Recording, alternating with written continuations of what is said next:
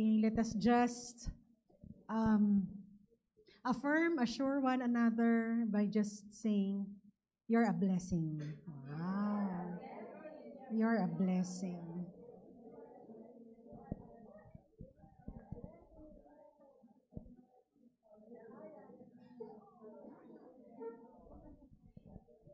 Praise God.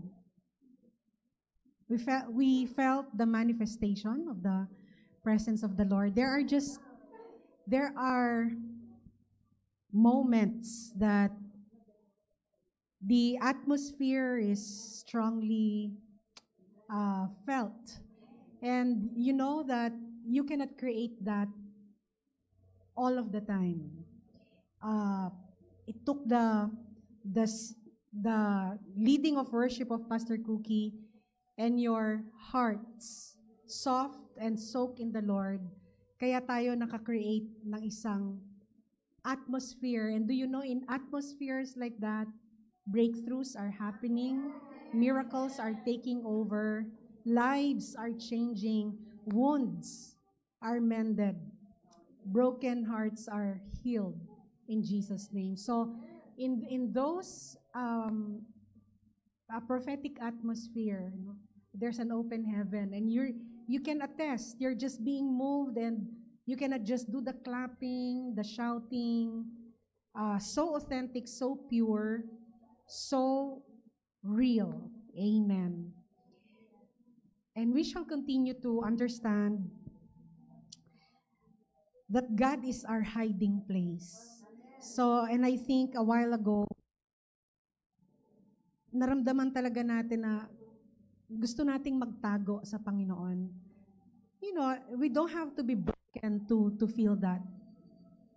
We know that uh, danger is real, the enemy's plans, they are so real, and we just need a hiding place whenever we feel that we are we we are under attack or oppression of the enemy. You are my hiding place.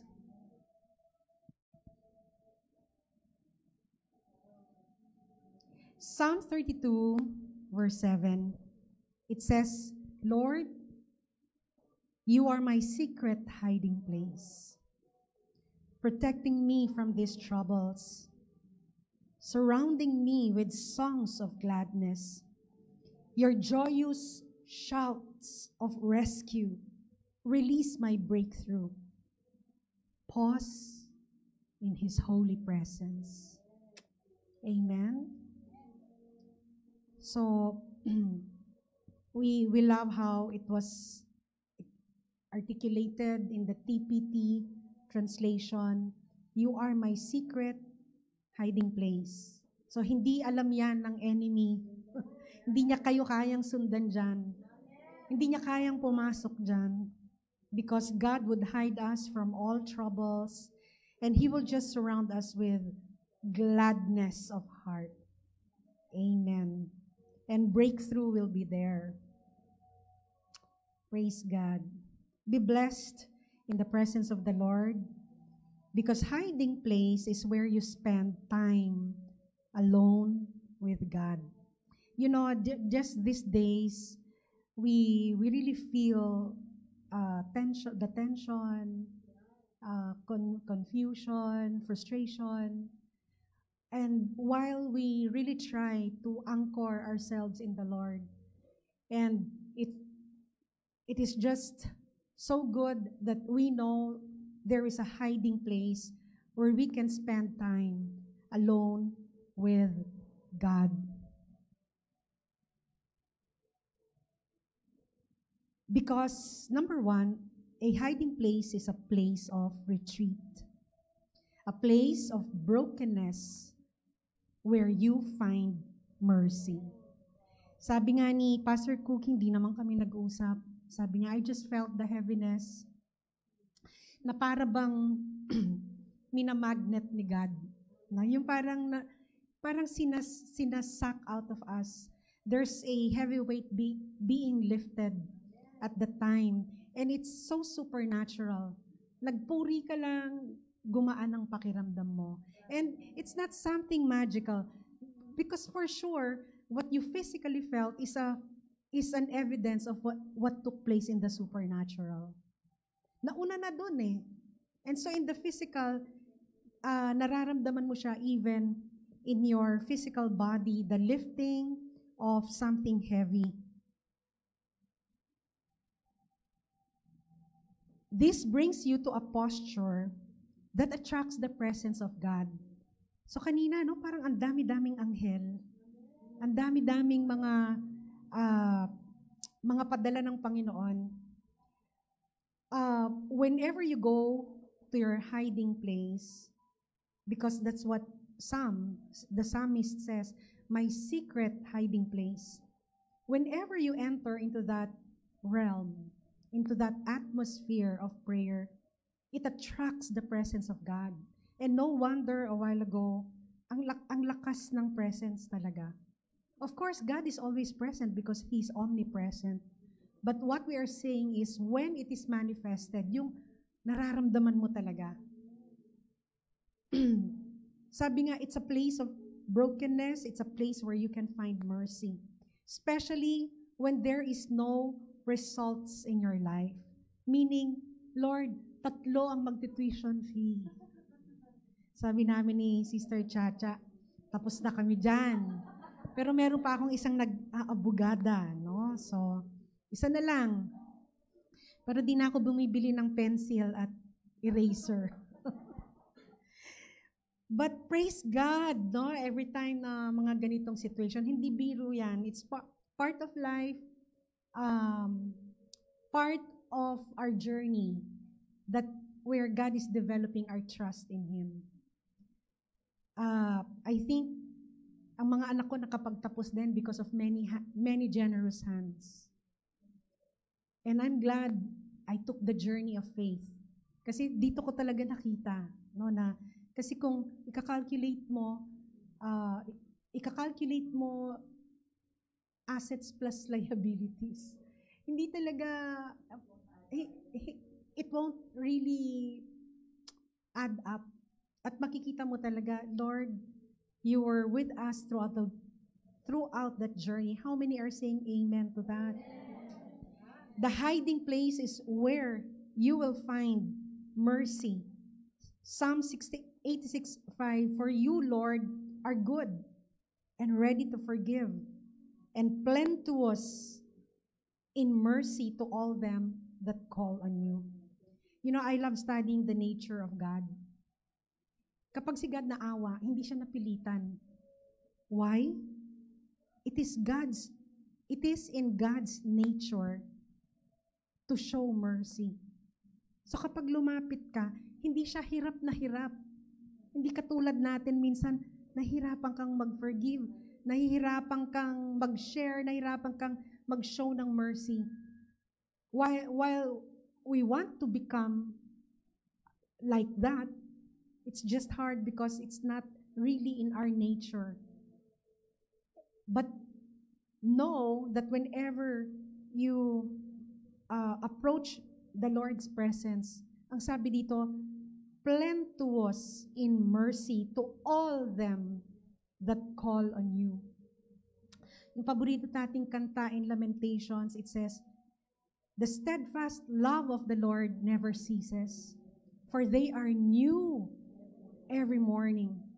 It is already programmed in the heavenlies. As soon as mag-hit ang 12:01, we say that's morning, right? It's not the first watch, it's the third watch of the night, no? But when morning comes, si God, andyan niya, they are new every morning because God knows tomorrow I'll need new mercies again. At ang sabi ni God, don't worry, it's already programmed. It's automatic. God, as soon as we wake up, alam na ni God, we will be in need of mercy. And He has programmed it in the spirit realm that we avail, we are able to access the mercies of God. And we praise God na naturuan tayo to love to be in the hiding place, in the secret place of God. And you know the people who frequent the secret place. Katabi nyo lang. Amen? Kayo-kayo. And I think, that's the mark of the ministry of Pastor Min. Diyan kami talaga na-attract yung intimacy with the Lord. Yung ba talagang na-attract kami kasi parang friend niya si God. Parang gusto rin namin siya maging friend. And kung mahilig ka sa hiding place ni God, pumupunta doon, it's hidden because it's only for the seekers. Okay? So, a lot of things in the kingdom are hidden. But praise God, to those who seek, they shall find.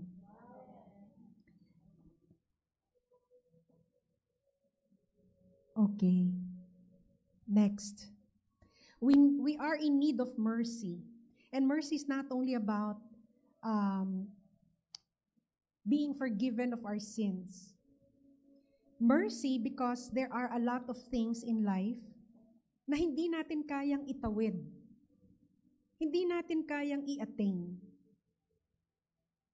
For example, you are not mature enough in the spirit. Paano yun? Not that faithful.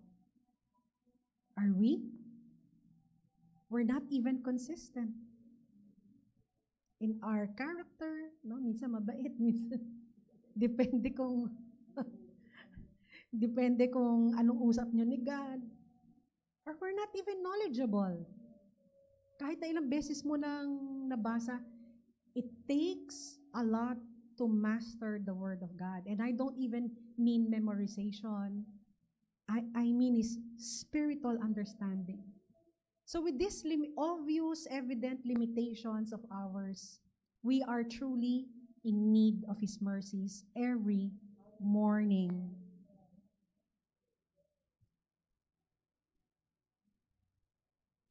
We can add to that we are even, some of us may still be struggling from some bondages. I hope not. But I'm just aware that it's really very difficult because Satan will not just lose the men and women of God just like that. What if you're in bondage? What if generational curses are still taking effect? Remember, it's in the blood. Kaya nga palipat-lipat lang yan. And alam na ng diablo na yung pamilyang yon ay hindi pa redeemed. And Satan will continue to haunt from generation to generation. We are in need of mercies. And even our sins that we have not victoriously overcome yet. From time to time, we still stumble and fall. I'm in need of mercies. Let's add to that, for example, for a worker like me, I preach, I minister, and I'm in need of mercies. You can't even impart the kingdom of God with excellence, with accuracy. You don't know everything. There's still a lot that we do not know. And that's why for eternity, we will be listening at the feet of the Lord. Or even in your career, our young people here at school, their projects. Don't you need the mercies of the Lord to level up, to upgrade to upgrade your game? So we are in need of mercies, and the hiding place is a place where we bring our brokenness, that broken side of us, for healing for wholeness in the secret hiding place of the Lord. So, if we will add mercy, this is the secret. Not mature plus mercy equals results. Not faithful, yes, but because of the mercy of the Lord, I still produce results in my life. Sometimes, iisipin natin, bakit pa ako binibless ni God eh hindi naman ako ganun ka-faithful? Have you ever noticed that? Hindi, pagpunta mo sa secret place, hindi naman sasabihin ni God, hindi ka mature enough. But because He adds His mercy, when we seek God in His secret place, nakikita natin, tremendous results pa rin ang buhay natin. Amen? Mabuti na lang. Akala natin tayo yon, no? Wow, punta ako ng punta eh. Hindi ka rin consistent. Sometimes we miss our quiet time, our discipline of understanding the word, not knowledgeable. And sabi ko nga, worsen it with our bondages. Yung mga sins natin na, wow, no, had been with us for a long time. But because of God's mercy, nakaka-breakthrough tayo. And I'm sure, when you look back, you're a lot better today than 1 year ago, 2 years ago, 3 years ago. I think I am. So you reflect also within, no? Na, oo nga, no? Yung struggle kong yun dati, 5 years ago, parang di na siya struggle ngayon. Nakikita mo, by the mercies of God, kakatsaga natin. Ang faithful nyo naman. Lord, mataas-taas naman yung grade namin. Consistent naman kami, Lord, pumupunta dito. Minsan lang, di kami mature. At saka minsan, umaandar yung aming bandage. But Lord, we just thank you that we can hide under the veil of mercies. Amen? That's why we can see results. Kaya tayo nabibless, nababayaran natin yung tuition fee, nagna-number 1 pa rin sa school, napopromote pa rin sa trabaho, na-award ang mga contracts, di ba? Kailan mo kami imbitahin sa bahay mong maganda? Tingnan mo naman yan. Papiano-piano. Pero yung bahay niya, binibuild ni God. True to all His promises. Sabi ko nga, Pastor Peter, sana ni-record ko yung mga lamentation mo kay God doon sa Word of Grace. Kailan kaya, Pastor? Kailan yon? Sorry, hindi ako si God. Usually, ang timetable, hindi sinishare ni God eh. Sasabihin lang niya kung ano yung the end, pero hindi niya sasabihin yung how. You'll figure it out as you walk with God. Yan yung, sometimes, no, that's the most difficult thing to explain. I know what's gonna happen if you'll stick it out with the Lord, but how you will walk with God, that's between you and the Lord. You will grow one step at a time as you faithfully remain consistent and faithful until God helps you become mature and knowledgeable enough of how the kingdom of God operates, and you apply it in your life. Your bondages are broken, curses are no longer taking effect in your life, sins are now getting weaker and weaker in your life, and you become more anointed in your preaching, more effective in your ministering. Amen? Praise God. So, we are all aware that based on the level of our spiritual performance, we cannot attain results without the mercy of God. So now we know how kingdom dependent we are. That we cannot really do away with the Lord. We have to stick it out because it's only by the mercies of God that we will see results. Your business, your career, your relationship, your health, everything depends on the mercies of the Lord.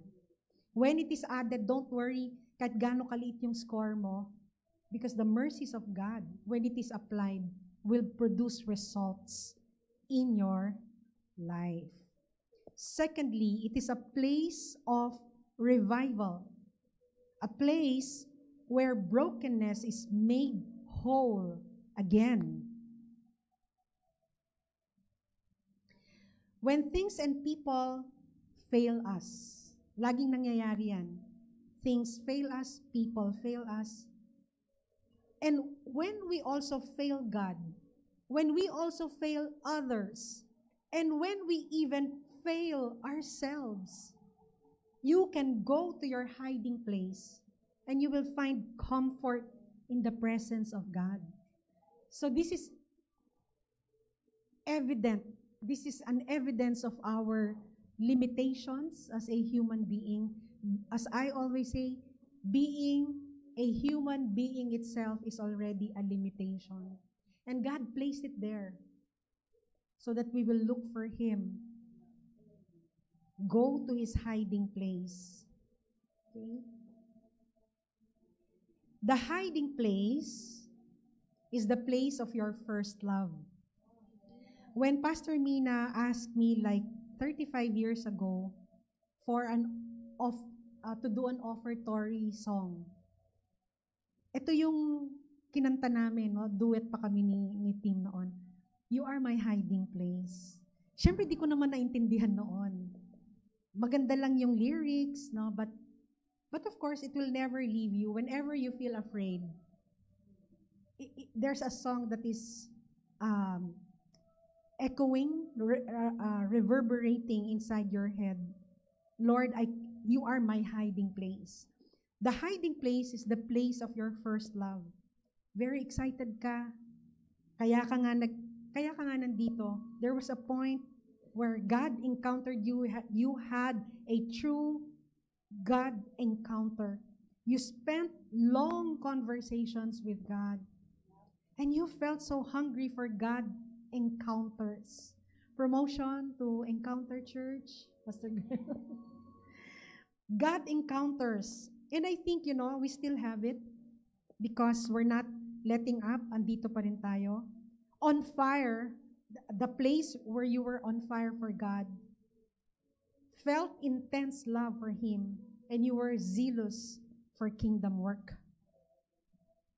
So ito lagi,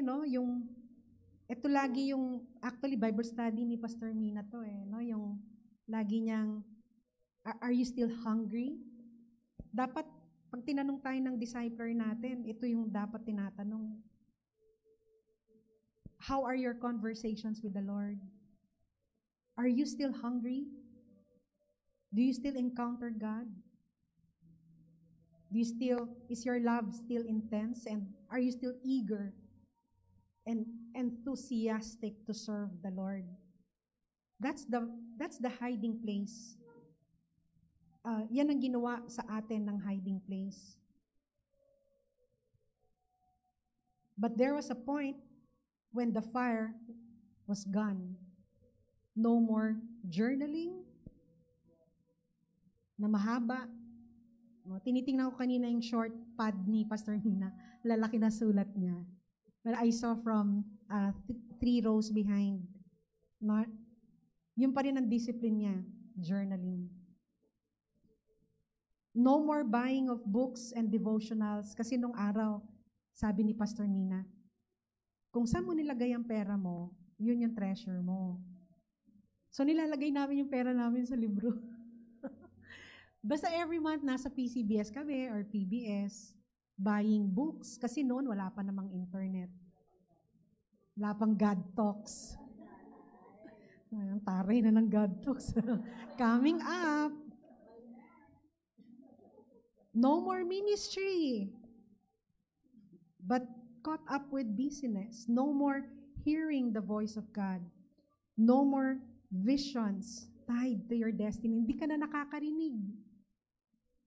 If I will add Pastor Mina's lesson sa Romans, sabi niya, no more flowers and sweet nothings. Di ba kayo ni God noon? Ganon? Very real ang relationship. Very real ang conversation kay God. You can always go back to your hiding place, the place of revival. Diyan mo rin makukuha uli. Diyan rin marirebirth lahat. Wala tayong ibang pupuntahan kung hindi ang hiding place. Saan ka man magpunta, ang sabi nga, all roads lead to the church or to the cross. It is a place of revelation. It is a place of deep mysteries and secrets of God. Daniel 2:16. Hear Daniel out. Ang sabi ni Daniel. So Daniel went in and asked the king to give him some time so that he could give him the interpretation. Okay? So si king summoned for Daniel to give an interpretation na nagsabi, he's a spiritual wise man. Ano sabi ni Daniel? Give me time. So, anong ginawa ni Daniel? He went to the Lord so that he can have the interpretation. You know, time is God's gift to us. Time is like faith. It is a spiritual currency that you can trade for deep mysteries and secrets of God. Kaya, you want to go deeper, you want to become wiser. The wise thing to do is to spend a lot of time in the secret place. Kasi, I remember, mayroong lumapit kay Pastor Mina, ang sabi niya, Pastor Mina, there's a book that I saw at PCBS, ang sabi, 3 minutes with God, something, yung 3-minute devotional. Kasi si Pastor Mina, hardcore yun. So sasabihin niya, I spend 2 hours, ganyan. Tapos ito lang yung nakuha ko. Yeah. So sabi niya, well, we're not being legalistic here. You can pray for 3 minutes if you're in a hurry, but expect that you'll also get 3 minutes worth of wisdom. Minadali mo eh. So, but time, kaya nga sabi ni Daniel, okay, King, give me some time. Hindi niya minadali. Alam niya kung kanino niya kukunin yung secret. So, if there are things that you're confused about, hindi pa nagkakaroon ng clarity, ba't ang tagal? Bakit ganun ang nangyayari? Life is full of mysteries and deep secrets that only God can reveal to us if we spend time in the hiding place. So wait some time in the hiding place until God reveals the blueprint of your rising and lifting in detail. Si Pastor Mina na naman ng example, no? Sasabihin niya, paano ko nasulat yan? Paano ko naitayo yung LGI? Lahat yan, ni-reveal ni God. Lahat yan, WK, lahat nun, galing sa secret place. Walang galing sa sarili niyang isip. Right? So, si Pastor Mina siguro, may 1,000 notebook ka na ba? Di ba? Alam ko yan eh. Ang isang notebook sa kanya, wala pang 1 month eh. Okay? Bakit blueprint? No, talaga doon mo tatanungin, doon mo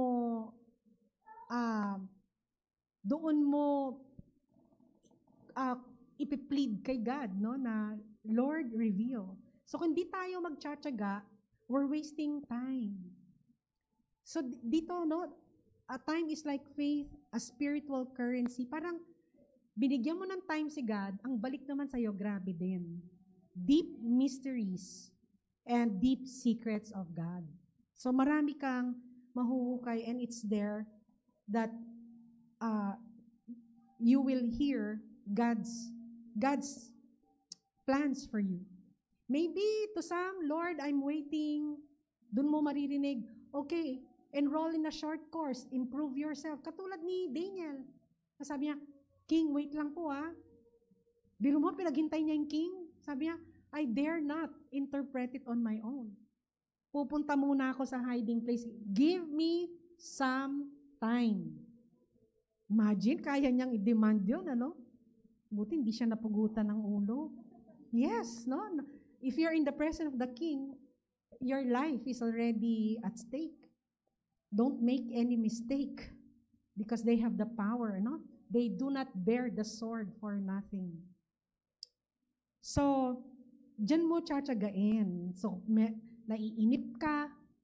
So, marami na tayo narinig na in the waiting season is actually the best season because God is giving you the time to prepare.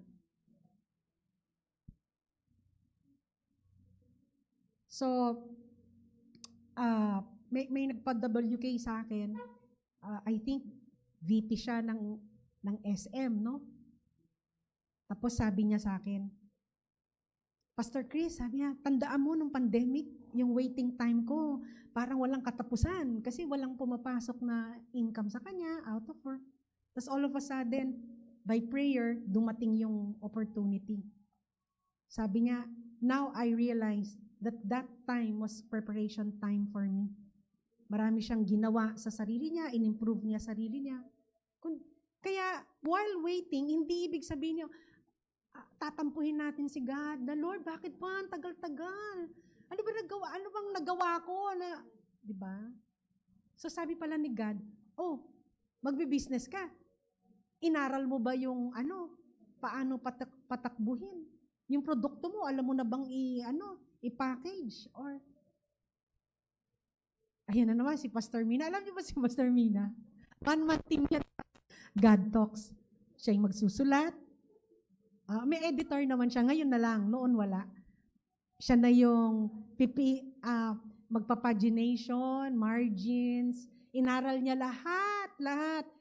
Yung standard. Hindi yung parang nagsulat ka lang, tapos print mo na, hindi pwedeng ganun. Kasi, alam mo, may mga standard yan. Anong papel, anong font size, ano yung mga magkakaterno. Hindi ganun-ganun, no?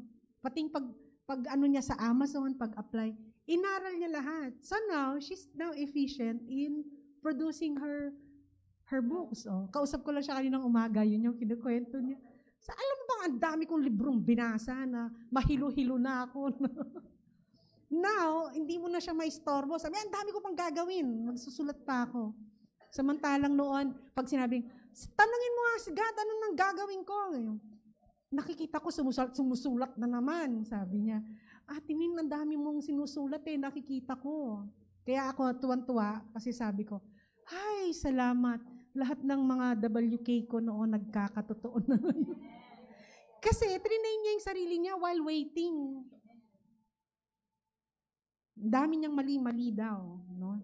Ay, nako, bali pala lahat ng ginawa ko, sabi. So, umulit na naman siya, ulit. Ngayon, alam na niya. Saan niya nakuha yon? Hiding place. So, she would not have known all the requirements, yung mga requisites ng to be able to publish sa ebook, everything. Magkano, yung design. Dati, ako pa magle-layout niyan. Talagang kahit na gabing-gabi. Ganyan na, gawin mo na. Ate, hindi ba pwedeng bukas yan? Ngayon na. Pikit ka. Ano nakikita mo? Nakikita ko may kulay red. Kasi ginagawin mo na, no? Ngayon, sabi niya, alam mo ba na Amazon ang magdi-design na? Automatic. Kaya sabi niya, ay, ang dami. Now, she's advancing. In her level, in her age, nag-aaral pa din siya. At sabi ni God, okay, yan naman ang gusto kong ipagawa sa'yo aralin mo yan. Sige, now. So, one after the other naman ang kanyang podcast at ang right? So, if you feel like you have not achieved God's best plans for you, tell yourself and others, no? Maraming nagtataka. Ba't ba hindi pa nangyayari yung mga give me time. Pero alam mo na yung give me time. Di ba? Aaralin ko, pupunta ako sa hiding place. Magpapaturo ako paano mag-Amazon kay God. Di ba? And you know, na-discover niya yon by accident. Di ba? Yun bang ganyan lang siya ng ganyan. Sabi niya, tinag ko lang, clinic ko, hoy, lahat ng rules, lahat ng ano, ganyan. And when she's excited, you better give one day to listen. Buksan mo yung computer mo. Tapos. So, kung naiinip na yung iba, or minsan, minamaliit ka, di ba? Hindi naman natin maiwasan yan. Okay lang yun. Forgive their ignorance. Hindi nila alam kung anong ginagawa ni God sa'yo. Amen? So, tell yourself and others, give me time. I'll go to the hiding place. Amen? And in the hiding place, it is where you will seek and understand the deep mysteries of favor, success, prosperity, and victory. Be very hungry to stay in the hiding place in the presence of God. And in time, you will be lifted. Amen? Why? Bakit kailangan mong mag-aral kay God? What you know in life matters. Okay? So, what you know matters. So, kung di mo alam ang Biblia, wow. If you do not know the Word of God, you're building all your decisions on the wrong foundation. So, kaya nga, if you know it correctly, what the Word says, malaki ang chance mo, ang survival rate mo sa mundo. Sa gulo ng mundo ngayon, dito na lang sa atin, di ba? Left and right ang opinions, and you better hear the voice of the Lord. I was talking to Pastor Mina earlier this morning. Sabi ko, Ate Min, kahapon, habang, doing something and yet nag-uusap kayo ni God. Ang bansa kasi natin is an idolatrous nation. For 400, 500 years, since Spain, ilan na? 500 years? No? 500 years. In fact, coming from a different faith before, yung laging sinasabi, na panganak akong ganito, mamamatay akong ganito, sarado, kandado, nilulok na ang susi. Di ba? And they take pride. They take pride in it. Hindi mo mababadge yan. And it's that spirit na, it's a God spirit, no? God of idolatry, na nakaano sa Pilipinas. And we have lost that religious spirit actually. Yung adoration for God. But now, hindi na si God ang object. Artista, kung ano-ano na yung ngayon, kahit sa mga politics, people are ready to sever relationships, to die for something. Sobra. Idolatry na ang dating. That we need to repent. Kaya sabi ko, nag-shift lang ang object eh. Pero ganun ka-intense ang idolatry. And you can idolize, no, an ideology, a person, an organization. Kaya kahit tayo, watch out that we do not fall into this idolatrous state na masyadong yung loyalty, hindi na loyalty, blind no? Kaya nga, what you know in life matters. So kung alam mo, why?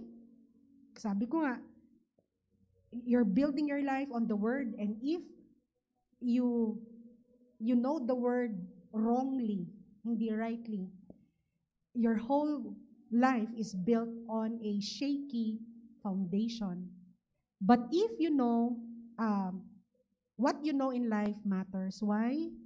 Because you can access greatness in your hiding place. Just like Daniel, he was appointed third highest official of the land after that. Dahil lang na, na, na-interpret niya from the hiding place. Nire-reveal ni God sa kanya, and it's the shortest way to become wise. We're not saying education is not important. Not at all, of course. Natural wisdom is very important. What we learn in school, very important. But to be able to achieve this greatness, si God lang ang pwedeng maggawa ng great sa atin. Di ba? Yan ang promise niya kay Abraham. He can turn a man into a nation. Did you hear that? Di ba si Abraham, isa lang? Ano sabi niya? I will make you into a great nation. God can turn one man into a nation. Ibig lang sabihin, maliit ka lang, pwede kanyang gawing sobrang laki. You can access greatness in your hiding place. So when you are attacked from all sides, you are protected because you have shielded your life with God's mysteries. Di ba yung mga hindi nila alam? Natatawa ako yung sabi ni Pastor Mina.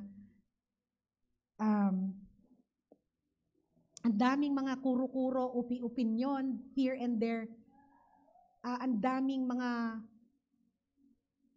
pakiramdam nila, ang gagaling ng opinion nila, no? And I think at Holy Spirit Night 2 Thursdays ago, ang sabi ko, who are you? No, yung who do you listen to? Kaninong opinion ang binavalue mo? Because sometimes we value the opinions of others more than the opinion of God. Sabi ko nga doon, sometimes we listen more to people, to popular opinion, na kung titingnan naman natin ang buhay din nila, hindi din naman nila ma-sort out. Right? And yet, we're so intimidated by their opinions. Baka sabihin ni ganito, ano naman ganyan, tingnan mo yung buhay niya. Di ba? Yan ba ang maglilid sa akin? Yan ba ang pakikinggan ko? I better be guided by the mysteries of God. They are not popular, they may not be popular in the world. I may appear a bit strange because of the way I think, my values, but I am sure that I will be protected from all sides because we, collectively, we are shielded with God's mysteries. Praise God. The hiding place is a place of retreat, revival, and restoration. Okay? So, I think, time. Meron pa to kaya lang, puputulin ko na. Meron pa. It is a place, no? A hiding place. Sige, quick na lang, no? So, okay, let me also present this passage to us. Nang sabi nga, and Jesus went into the temple of God and cast out all them that sold and bought in the temple, and overthrew the tables of the money changers and the seats of them that sold doves, and said unto them, my house shall be called the house of prayer. We have a house of prayer here, but you have made it a den of thieves. This is the spiritual temple. At ang sabi ni God, dalawa lang ang elements dyan. It's either it's a house of prayer or it's a den of robbers. Okay? So, that spiritual temple is you and me. You as God's living temple. Are you with me? So, ito yung ini-establish ni God sa atin, house of prayer, through all the years. But right outside, there are dens of thieves.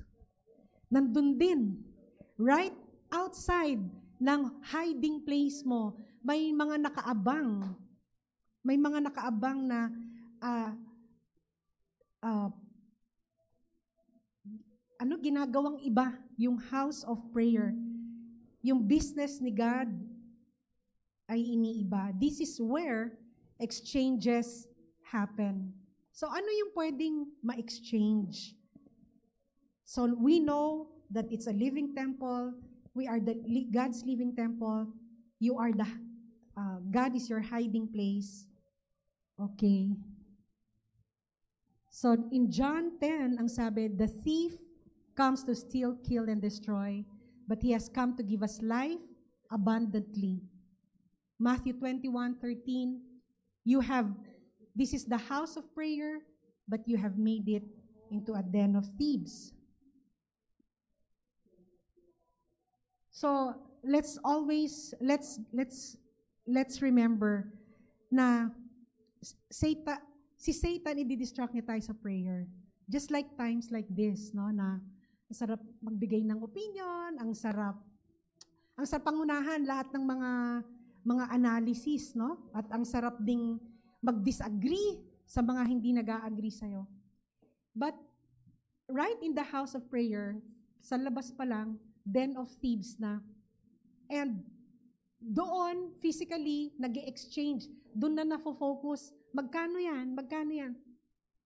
Now, right outside, merong exchange din na nangyayari in the heavenlies for the destinies of men. A thief has no place in the house of God. Satan has no business to destroy the destinies of men and steal the glory of God in us. Amen? So, that's why we need to pray with understanding. In the secret place, we know na doon dina-download ni God ang blueprint ng ating buhay. If you'll just give time para tayo nakikitrade. Lord, I'll spend a lot of time for deep secrets, for deep mysteries. Alam na ni God yun. Babayaran niya yung time mo. You give God time, you'll get what is worth your time. God will give you what's worth with your time. And so we need to pray with understanding. Actually, I'll ask Pastor Mina later. So I'll just run through the prayer focuses. Siguro Pastor Min, dito na lang. Baka humaba pa. Kasi I'll just reserve it for, yes. Meron pa rin tayo. Okay, sige. So just prayer focus. This is how we must understand. You know, prayerful naman, passionate in praying. But sometimes, it's not only passion that will deliver answers to our prayers. It is how we pray. It is understanding how things in the unseen world operates. So pray against the enemy schemes. So sabi nga sa Acts 28, just fast forward, this was in Malta. They had a shipwreck. And when Paul had gathered a bundle of sticks and put them on the fire, a viper came out because of the heat. Viper or snake came out because of the heat and fastened on his hand. So, praise God that if we are prayerful, we are walking with the Lord. Lahat ng deception ng enemy, schemes of the enemy, nagtatago yan. Tapos bigla kang kakapitan. We do not see or understand how the enemy is attacking us. We need to utter prayers that will expose the schemes and strategies of the enemy. Our prayers are like fire that will expose the hidden agenda of the enemy, the cause of our sufferings. Are you with me? Pray with Holy Ghost's fire. Sabi sa Psalm 97:3, a fire goes before you, O Lord, and burns up your enemies. Check the spiritual climate of your prayers. They should be too hot for the enemy to handle. Prayer with understanding makes Satan powerless. Become a flame of fire when you pray. Amen? Fire starter. Pray against hindrances to your breakthroughs. So, we know that Paul and company were about to embark on a mission trip. Verse 18, let me jump. We wanted to come to you, I, Paul, again and again, but Satan hindered us. Pray against hindrances.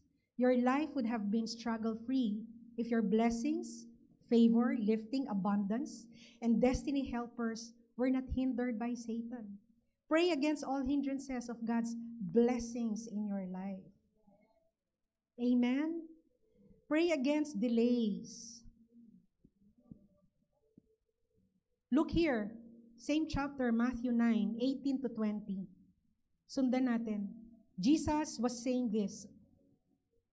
A synagogue leader came and knelt before him and said, "My daughter has just died, but come and put your hand on her and she will live." Jesus got up and went with him, and so did his disciples. Just then, had been subject to bleeding for 12 years, came up behind him and touched the edge of his cloak. And we know what happened next. He turned to the woman and said, your faith has healed you. Can you imagine yung demand sa time ni Lord? Sabi, please, punta kayo sa bahay namin. My daughter just died. Will you do something about it? Tapos sabi, wait, Jesus. How about me? Wait, heal me. So sometimes, the enemy can capitalize on the delays, that when we need the answers to our prayers the most, the enemy can intervene, can interrupt. So may our prayers make it on time, just when we need it. Pray that there will be no delays and interruptions by the enemy to your prayer concerns. How many blessings commanded by our authorized prophetic voices had been delayed to come? Pray with understanding and prevail. Next, pray for visibility and recognition. Not that, we want to be honorable before people, not in that sense. Here, Matthew 27:16. And they had then a notorious prisoner called Barabbas. So when they had gathered, Pilate said to them, "Whom do you want me to release for you? Barabbas or Jesus, who is called Christ?" For he knew that it was out of envy that they had delivered him up. And of course, we know that they chose Barabbas. Sometimes, even when it's obvious that you're good, you are the right person, Satan will blind them. They could not see the good in you. So sometimes, maybe dito sa nangyayari sa atin, we can reflect. Hindi ba nakikita yung kabutihan? Can you imagine how si Satan, grabe siya? Kaya nga, kapag lagi mong ipipray, Lord, give me visibility. That the good in me will be recognized. Sometimes nakaka-frustrate yan, no? Hindi nakikita kahit obvious na. Satan will hide us so that we are not recognized and rewarded.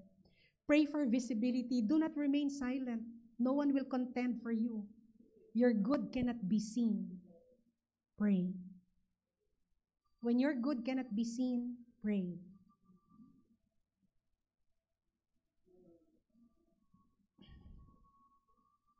Pray to unlock all spiritual gates. We know this in Acts 12. They had passed the first and second guard. They came to the iron gate leading into the city. It opened for them on its own accord. And they went out and went along one street, and immediately the angel left him. So city represents a place of influence.